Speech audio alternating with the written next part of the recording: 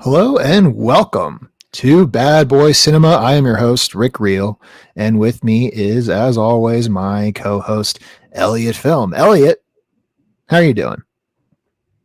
I'm not esteemed anymore. I'm just a co-host. I can't be an esteemed co-host. No, you're a co-host, you know, and that's great. Fine. You can do the intros if you want to hype yourself up and belittle me, but I didn't hype myself up. I am your esteemed host, Elliot Film, with my regular co-host, Rick Reel. See, like I don't do that though. Maybe I should, but I don't. Who's to see? Check in next week for the intro. That's what people are really here for, the intros. I mean, they definitely listen to this part. You know, do they listen 40 minutes from now? Who's to say? We're not gonna drop the metric numbers, but download's a download, baby. Download's a download. So I guess this week we can just get right into the movies. That's what people want on this podcast, is to talk about the movies and cinema.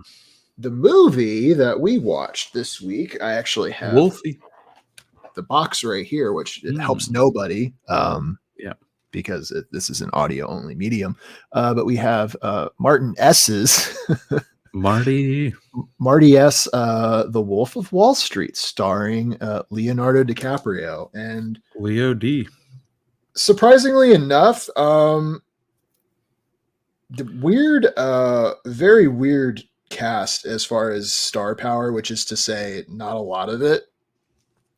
There's Jonah Hill, who's a main character, of course. Margot Robbie, which this is her like kind of breakout role, and she's very great. And then Matthew McConaughey's in here for about 7 minutes. Yes, about 7 minutes.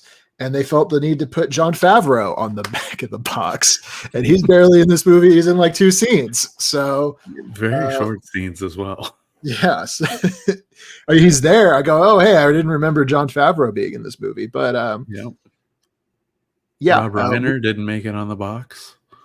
No, he did. Okay, shout out Rob Reiner, and that's only on the back of the box. The front of the box only has Leo, and that's it. And that's fair. Kyle Chandler, who I don't know who that is. Isn't Kyle Chandler like Oh, he was the FBI guy? Yeah, the FBI. Okay. That's fine. He's fine. Shout out Kyle Chandler, I guess. Yeah. Now, what is your initial impression of... What is your impression of Wolf of Wall Street before watching it this go-around? I remember it being a fun romp, very, which I think it's kind of the classic Martin Scorsese trap. I mean, other directors have this kind of feature or bug, depending on who you ask, but where like, a bad guy is doing a bunch of bad things, but he's kind of charismatic, and at least the actor's cool charismatic. He looks cool doing it, and you're like, man, this seems like a fun time. And you see it on the big screen, and that's enjoyable. You got a popcorn, you got a sody pop. That's what I've been told. Of course, I didn't see it on the big screen when it came out, because I was, as we all know, under ice. Yeah, you're just relating your ideas of Kung Fu Panda 4. Yeah, exactly, and what I've been told from other people, of course. Obviously, it goes without saying. But this time, just watched it on the regular TV, and it didn't seem as fun. It was, people talk about Leo's character, Jordy, old Jordy, and Jordy B. Yeah, Mr. Jordan Belfort. And his character is a piece of shit, and people say he's a piece of shit. And I remember watching the movie and like knowing he was a piece of shit, but being like, yeah, this is fun. Like, this is fun and exciting. Not like I want to be that guy, Yeah. But you could understand why one would maybe want to, even if it's not you. Right? There's a scene within the movie where Jordan gets a hack job in the newspaper, advertising him and calling him the Wolf of Wall Street, which led to record numbers of applications to his firm. And I think that's a good metaphor for the reception of this film. Yeah. And I think the first time I watched it, I might have felt a little bad for him in that scene, The protagonist took momentarily, because he's about sad for it. It's a minute, and then it's like, oh no, actually this is great. But you see the movie the first time, you're like, oh yeah, that's kind of a bummer. He's famous fraudster. Jordan Belfort's famous guy taking a setback. Poor people. And he felt a little bad for him, but this time didn't feel bad for him at all. I thought he was a real piece of shit basically the whole movie. I guess not as much in the beginning, because he just doesn't really. He starts off as kind of like a little, just he's a whatever little scrappy guy, young man just trying to make an honest living. Yeah, for about 5 minutes, and then he's like, "I'm really good at scamming people, so I'm just gonna keep doing that." He was pushed to his limits. He had to apply to 2 jobs. You had to think about applying to 2 jobs, probably. Yeah, he wouldn't know what that's like. I've applied to jobs. Thank you very much. Have I ever worked a job? No. I have no skills from this century. And if we had a Skillshare advertisement, we could just put that in right there. That would have been great. Would have been beautiful. Skillshare, hit us up. Yeah, that would have been real slick. But yeah, no, this time found him very unlikable. Found the whole thing annoying. The parts of the movie that were like kind of fun to watch in a big theater sense, I thought were boring at home. I felt bad for his wife, his first wife. She did nothing wrong. She did nothing wrong and was right about a lot of things. And I think I don't know, maybe I took the wrong message. I don't know that you're supposed to like him at any point. I don't think you are supposed. I agree. I don't think you're supposed to. But people may take away that it's cool to be rich. Yeah. Which I'm sure it is. And I think and I think my issue is knowing how many people are like, this is my favorite Marty S. film. Mm-hmm. Maybe one of my favorite films of all time. I love this movie. And they're liking it for not even great reasons. And when you have other Leo pictures, not directed by our friend Marty S., but Once Upon a Time in Hollywood, right? You got another kind of a not, better movie in general. It's not really the same movie, but it has Leo and it has Margot Robbie in it. True. So if you want a good Leo and Margot Robbie film, watch that movie. Don't watch this. And then if you want like a movie where Leo's character is a real piece of shit and it's a Martin Scorsese picture, sorry, Marty S. Marty, don't get it twisted. We're still talking about Marty S. here. Watch, Killers of the Flower Moon. Because, the character's still deplorable in both, but, Leo's character in that film is a lot more complex than old Jordan Belfort. How glorified is he? Not at all. Okay. If you walk out of that movie thinking anything positive about any of the, main characters other than Lily Gladstone, you're pretty stupid, in my opinion. It's media literacy.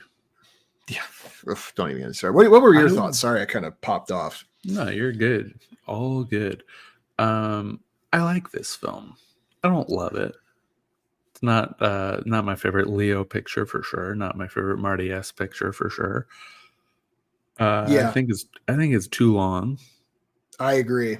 I think it's paced. I've watched some long Marty S pictures, some Hmm. long Leo pictures, and this one I was like, fucking get on with it. Like Yeah, absolutely.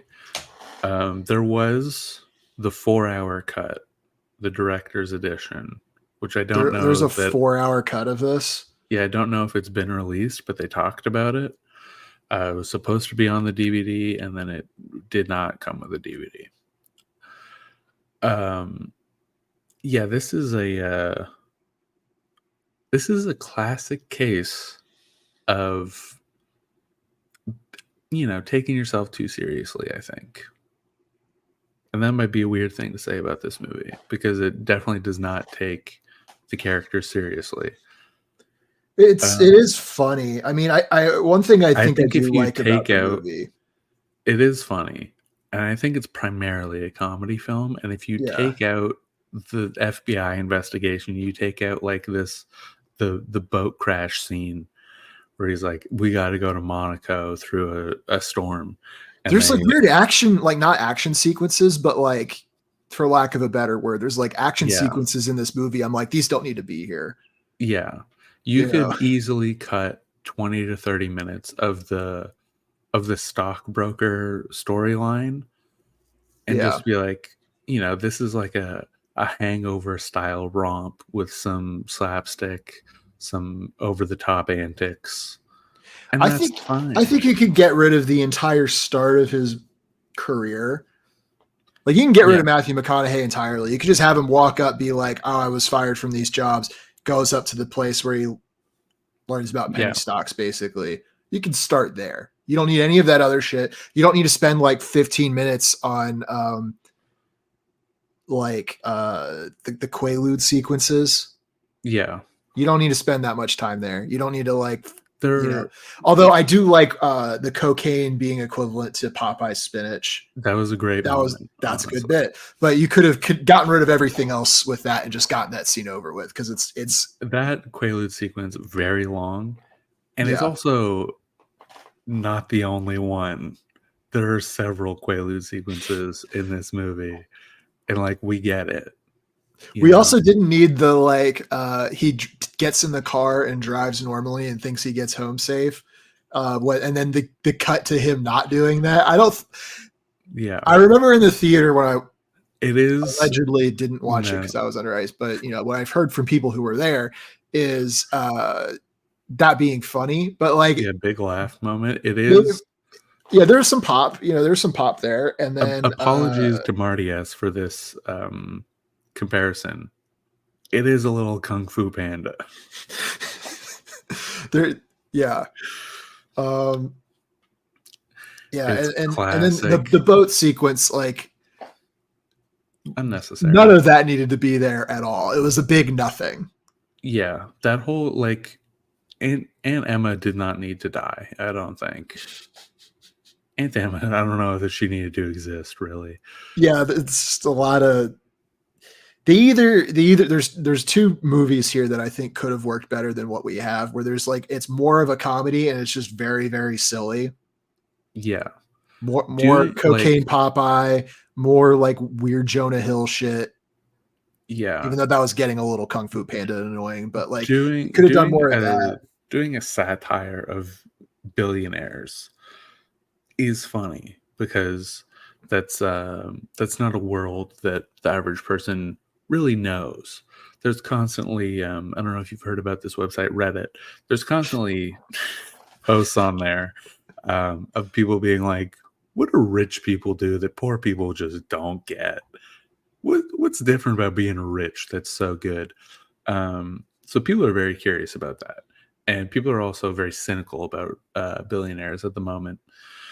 Um, so it would be cool to have a look inside that and also be like, and these people suck and they're bad and very stupid. That's a fun little romp that you could have for 98 minutes. Give it a little extra sizzle over a 90-minute film.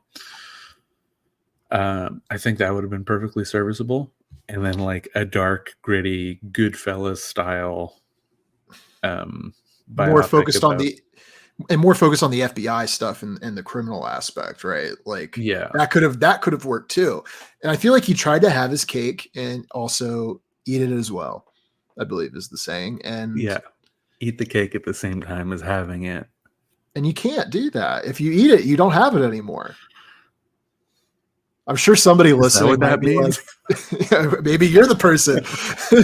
No, I do remember having that revelation and being furious. I'm sure somebody's having that revelation right now and is real fucking mad about it. Yeah, I'm that's sorry. what that phrase means is if you eat the cake, you no longer have it. Yeah. Very stupid phrase. Don't respect it. No, I mean, it's a dumb phrase, but the logic works. The logic is sound, I guess. It's just not how you phrase things, and that's fine. Yeah, this film, it looks nice. I think it's edited well. I think it looks nice. I think the acting is good. I will say, budget of $100 million. That's $10 million under Mr. and Mrs. Smith, which came out in 2005. So, I mean, the only person he was paying for here, the big money, was Leo. If Leo was even taking that big of a paycheck, and I'd kind of. This is a film about financial excess, and going over the top in every regard. Not that they use real cocaine or whatever. I guess that's part of the financial. I bet 20% of the budget was that fucking boat sequence. Oh, it was that. I actually looked it up just before recording. The studio did not want to do that sequence because it was too expensive, and Marty S. insisted he needed it. I mean, the studio is right, Yeah, and I'm not one to side with the studio, but I mean, yeah, you didn't need to do that one, Marty. Yeah, it doesn't even look good. Like the CGI of the CGI it looks it's like janky a as hell movie, and that's fine. Just do another scene where it's like, these guys like Quaaludes. You remember Quaaludes? And wasn't that funny? 20 minutes ago, we were going to do it again. It makes me wonder, because this was based on the book written by Jordan Belfort, the real one. Mm-hmm. How much of that book is about Quaaludes? Probably percentage-wise the same as the movie. I feel like they had to cut a little bit of the Quaalude doc, but it's hard to say. I'll say I appreciate Jonah Hill, but also Leo. In general, Leo I think is very good at this, but he great at acting in ways that are making a fool of yourself. Yeah. Like Leo's very happy to. Well, I don't know if he's happy to do it, but he does do it, and he does it very convincingly. That he's like a big and he does it piece of shit. A lot of movies too. Yeah. Yeah, he's very good at making you want to laugh at him. Yeah, and he's willing to do that. I do. Again, it's no Rick Dalton from Once Upon a Time in Hollywood, but is still very compelling. But I mean, I guess with movies that came out after this movie, which is a stupid thing to say, but now Once Upon a Time in Hollywood, Killers of the Flower Moon. Now that those movies exist, I mean, and shooting throughout other Marty S. pictures, it does not feel like this movie needs to exist at all. Yeah, like it does nothing that any of the other movies that it could be compared to. It does nothing better than those films, in my opinion. Yeah. I mean, sure. At the time, I think it needed to exist. I don't know if it needed to, but I think there was a market for it in No, 2013. I agree, but yeah, now it's disappointing. I don't know. I don't get it. Yeah. I think it's fun. I think it's a fun little romp. Fun. I Yeah. think you cut 30 minutes of screen time in either direction. Make it more comedy, make it more focused on the FBI. I think you got a solid picture here, Marty. Add an hour to it. Who's to say what happens? Honestly, I could also see adding an hour to it, making it better. Yeah, because depending on where the extra scenes are like fit into the movie, I could see it like fixing the pacing problem a little bit. Because there's just points in the movie where it's like just a bunch of nonsense crap happening, kind of in like one big pocket. And you're not really getting hits of anything else. It's just like just a bunch of, again, like the boat sequence, like all of that 30 minutes of the movie surrounding the boat sequence is just like, like, this sucks. What are you doing? What's going on here?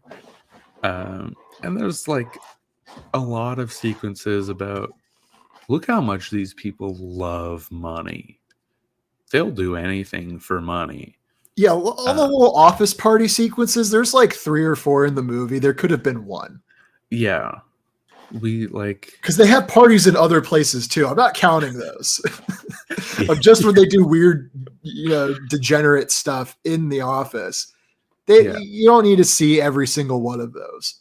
You don't need to open the film on one of those. Like I get the story structure and the framing. I get it. I'm not stupid, but you don't need all these goddamn. Oh, look at how crazy we are. Look at all these strippers. We're going to make a woman shave her head. They had a bunch of great character actors in this movie that I feel like were not.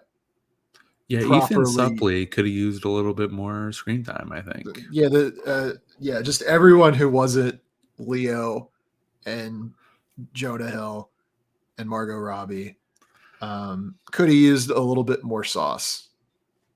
Yeah, they're a little dry, Marty. I know. Maybe with that 4-hour cut, maybe. Yeah, maybe we get a little side story of Rugrat or something. I love a little Rugrat. Would have been fun. In between. Might be the move. In between cool. Jesus, that's a hard word to say. Mm-hmm. Could be the move. In between cool. Think about it, Marty.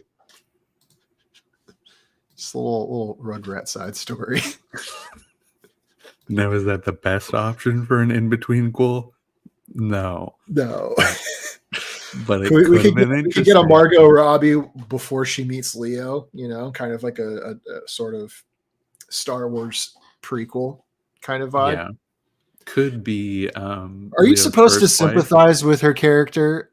I mean, I think to an extent a little bit, but she also seems like kind of not great, I don't know that she did anything wrong. She didn't. No, I don't think she did anything wrong. I just meant like, I think, were you supposed to, like, obviously I feel bad. Jordan is bad. Feel bad for her, especially towards the end of the movie, because he's acting like a crazy person. Well, he's acting like himself. I mean, but like, I just found her very charming the first time I watched the movie. And the second time I'm like, oh, like not like you guys deserve each other by the end of it, but like in the middle of the movie, they definitely did, if that makes sense. No, I think that she is fine. I think she knew what she was doing by marrying a billionaire or whatever, who's like obviously cheating on his wife. Like, like I did.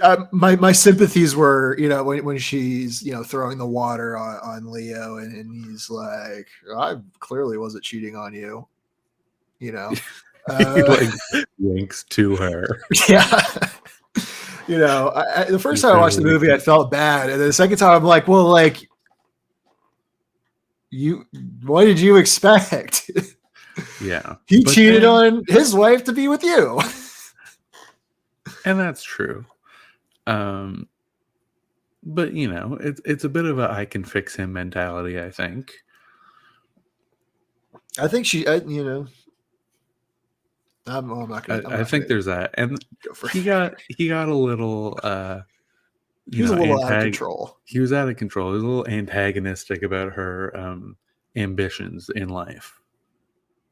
Yeah, where she's like, I want to be, what does she do? She's landscaping. She started off doing Interior decorating. No. She started with like lingerie design, right? I think, and then did a bunch of other things. And I think, was getting irritated that she just didn't like pick a lane and stick to it. She's got to have irons in the fire. I think she just didn't actually want to do much of anything. I mean, she is just killing time until time kills her, and that's fine. We're all doing it. We're all part of the same roundabout. What is she gonna get a job like for what? I mean, she doesn't need to. I mean, I guess when you're that wealthy, like truly, who gives a shit? It's like you're just at home doing nothing. You're like, okay, well, the lingerie thing didn't immediately take off. I'm not gonna bother the hard part of like struggling to get this business going. But also they're so rich that they could have just like thrown enough money at it to just make it successful. You know what I mean? They could have. And he probably has he could have made it happen for her if hook her up with Steve he Madden, wanted to. She wanted to. I don't know. I mean, at this point we're speculating on, I wouldn't say fictional history is because it's real people. But I'm not gonna look up any of this shit. Yeah, I'm not reading the book. No, God, no. This is a movie podcast. Yeah, absolutely. I think that it's also a situation of he's not around that much to bounce ideas off of. Be like, hey, I was kind of thinking, check out this Bermuda grass. What do you think? Do you think we could franchise this bitch? I mean, it was rude of him to land the helicopter just in the grass. Yeah. Regardless of the kind of grass, you still have to get that fixed no matter what. Yeah. And that's rude. It is rude. He's rude quite often in this film. And I do enjoy that there's, I would say, instant karma in a lot of these situations, which I feel like was not in the book, having not read it. I feel like the real Jordan Belfort takes himself a little more seriously than fictionalized. Yeah. I mean, I guess Marty really did his best to make fictional Jordan seem as just buffoonish and silly as possible. And yet people are like, damn, this guy's life's kind of sick. Which just, I think, speaks to the human condition in a way that makes me very sad, Yeah. Either the inherent greed that dwells within man, or just people being really media illiterate. Yeah. Both are bad. Like, you see him at like a workplace party or whatever, and you're like, whoa, he's commanding like this whole office of like hundreds of people, very charismatic. I mean, those monologues that he does. No, I was about to say the same thing. They're very, you're like, you're kind of buy into it, even though the second time, the one where he's like, I'm not leaving, that's great. Yeah. I was like, damn. Dude. I'm like, he's the hero. He's good. Like, you see a monologue to these people, and you're like, he's actually so cool. Yeah. And then you see him like in the next scene, and you're like, flying a helicopter, he falls over, like rolls down a hill, and you're still like, yo, that's me. Yeah, the only times he was cool were when he did the monologues; those were sick, and then of course, Cocaine Popeye. Yeah, which was very like funny, but also that's kind of sick. You have your first aid kit with cocaine in it. You just take a hit. You're like ready to go. And he saved him. And there's a bit of a moral dilemma there as well. Didn't he also like? I feel like he was considering just letting Jonah Hill die for that was half the a moral second. dilemma where he's like, Brad, if it was me, I think I would have let him die. Wouldn't be me, but look, did he deserve this to podcast die? gets big enough. No, I'm just kidding. Did he deserve to die? Maybe. Who's to say? Am I the kind of person to watch him die while I have the capability to save him? No. You wouldn't pull a Walt in Breaking Bad? I might pull a Walt Disney and cryogenic him, as my experience dictates, is the only way to stay. It's crazy. It's crazy when they let us out. They're like, we're keeping Walt for longer. Yeah, that was. I wonder why. Yeah, I think they just have his head and they got a 3D print his body. Whereas I think maybe Bob Iger's trying to like box him out, Maybe it's a copyright issue. He's got a Mickey Mouse tattoo and they're like, dude, until the copyright runs out, you can't be walking around with that. You can't. And that's their right as a corporation, as a people. Yeah, he's a bad person. He doesn't look cool for most of this movie, but I feel like they also make his hair, like they alternate between keeping Leo's hair mostly as is, and then sometimes making it deliberately look like the real Jordan Belfort and also bad. Yeah, I wish they picked a lane on that because it's jarring that it changes. It does just like look horribly dyed black. Yeah. You don't need that. You don't need it. What else is good or bad about this film? I think I don't say we covered everything. But did we cover everything? We covered most of it. I mean, there's not that there's not a whole lot to say about this movie because just the thesis statement of it is pretty simple. Yeah. The guy sucks. Greed is bad. Be rich or die. And also being rich kind of will just shield you from any meaningful consequences. Yeah. And that's bad, I think. And it is bad. It is bad. And my problem with this film as a piece of media, I'll say, is it's based on a true story. And at the end of the movie, Jordan gets out of prison after 20 months or whatever it is, which is not that long. No, it's like less than 2 years. I'd go to prison for that long, that's fine. Yeah. If I had a movie about me directed by Marty S., I'd go to prison for 22 months. But the whole thing is like he's a bad guy and he sucks. But then he gets out and everything's fine and people like him.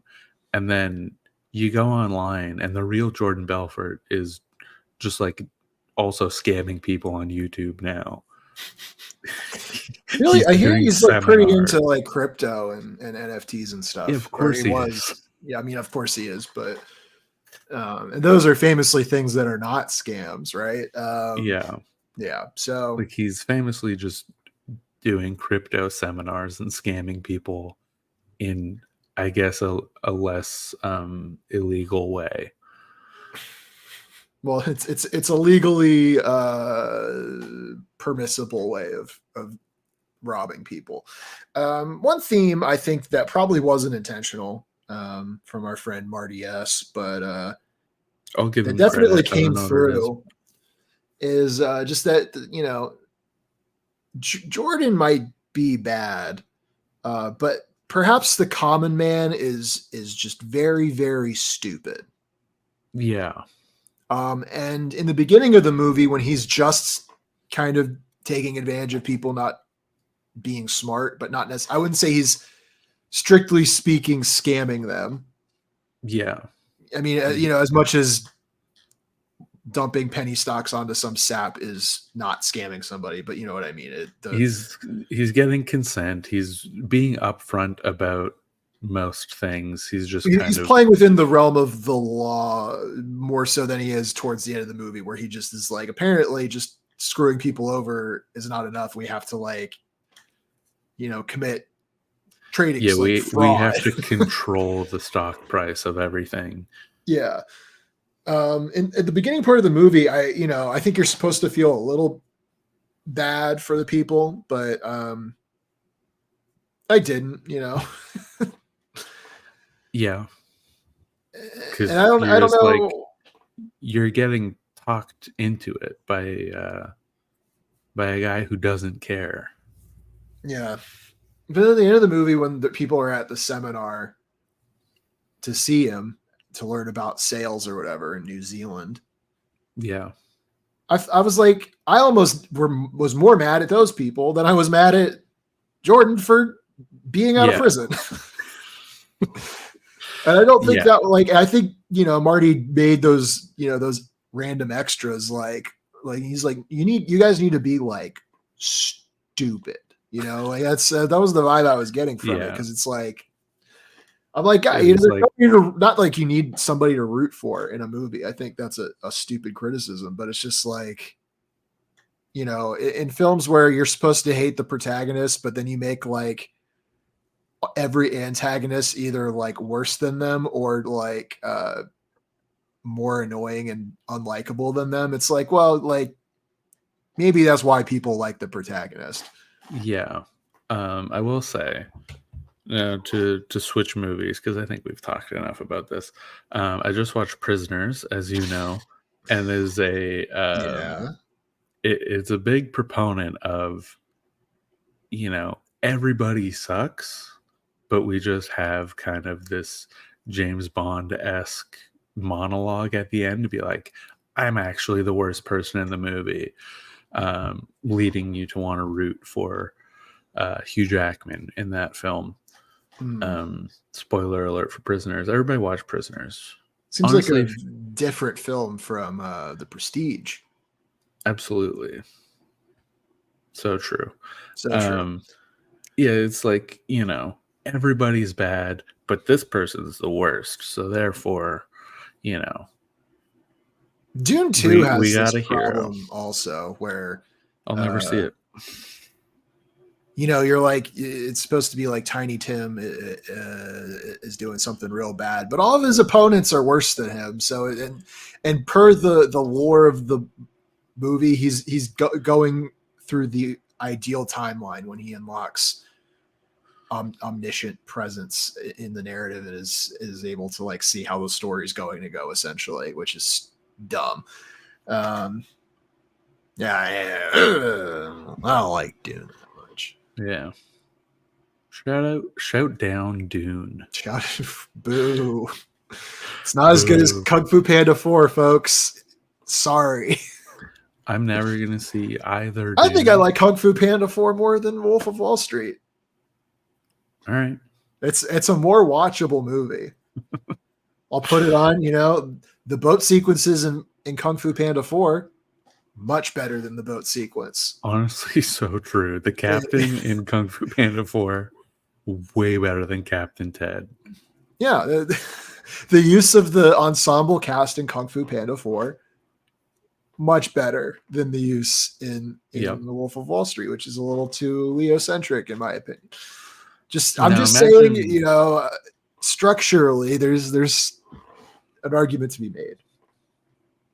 Yeah. Instead of the Wolf of Wall Street, what if it was the panda of the Great Wall? Now that I definitely got to watch that movie. What if they remade Wolf of Wall Street, but it stars Jack Black as Poe? It's just kind of the same bumbling idiot who's also but except Jordan Belfort / Poe is now just saying skadoosh when he's doing cocaine and having sex with strippers and prostitutes. So same movie basically. Yeah, same bumbling idiot, just kind of shoved to the top of the food chain for no real reason. Yeah. I will say this kind of reminds me of The Prestige, now that you mention it. In the same way, my review of The Prestige was, I think anybody could have been a magician in this era. Everything is just trapdoors. Anyone could have been a millionaire in this era of Wall Street. It's just It was so much lying. easier to do scams. It was so Yeah. much easier to do scams back in the day, I think is the real Everything was so much easier in the past, and I wish we didn't cryogenically freeze ourselves. we picked a bad time to wake up. Yeah, because if we just stayed in the 1920s, we could have been millionaires just inventing like the California roll. Some guy just put like rice and fish together, and I was like, "Oh my god, he's a genius! That's crazy." I think they had sushi in Japan before the 1920s. I wasn't in Japan. All right, the California roll is pretty recent. The California roll is different. Now you gotta reinvent the GD wheel just to get any recognition in this hellscape of a society. That's Have you my seen take. Society? I have not seen Society. Maybe we should watch. Have to watch that movie. Maybe we should watch Society for this podcast. Maybe we should. Folks, if you want us to watch Society or any other film on this show, other film, send us mail to badboycinemafanmail at gmail.com. We'd love to hear what you have to say. And of course, leave us a review on iTunes, 5 stars, if you would. And absolutely, and tell your friends if you like the show, tell your friends about it. This is a family friendly-ish show. Family affair. We're all having fun. We said some cusses and some swears, but that's movie magic. Wolf baby. of Wall Street holds the record for the highest amount of cussing in any theatrically released film ever. So we've been fairly clean relative. That. It is quite you forget about it pretty quickly, I think, in the movie. Or rather, you become desensitized to it. Sure. I did. It's not my sensibilities. All right. Break a leg out there. The whole world's a stage. Break a leg. I don't know. I'm testing out new catchphrases. Cool it. Keep it up. Keep on trucking. That's the episode, folks. Check in next week where we'll watch something else.